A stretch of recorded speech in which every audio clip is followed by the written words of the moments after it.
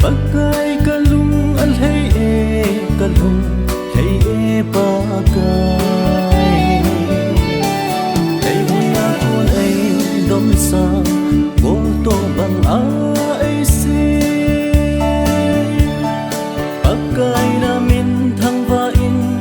kalung thim ko onai sunin kamin asai thim lau zai na in oi in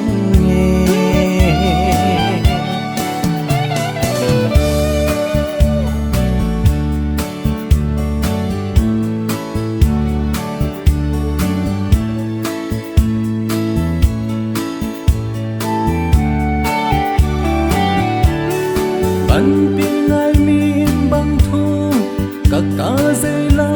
ôi hi nào bang na hin sa kan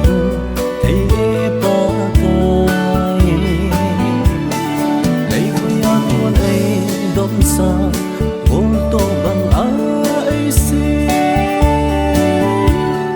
pakai na min thang va in kalung thim ko onai sunin say thêm lâu dần na in oi in nghe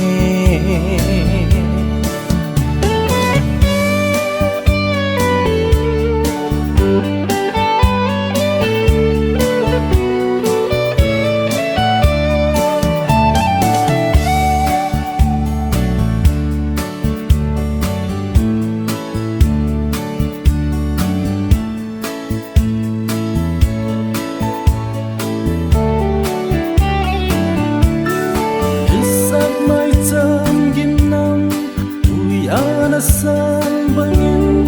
kaki pana mai cham nào bang nei na sango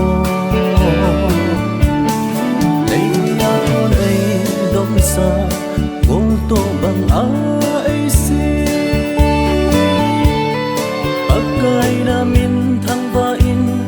kalung thim ko onai sunin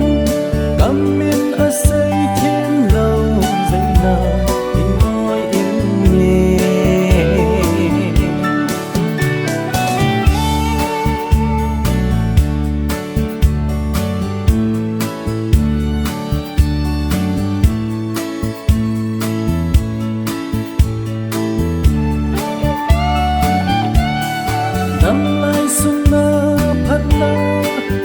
bang hung leng sa in lim bang kamel pa kan namin lo pi sing hen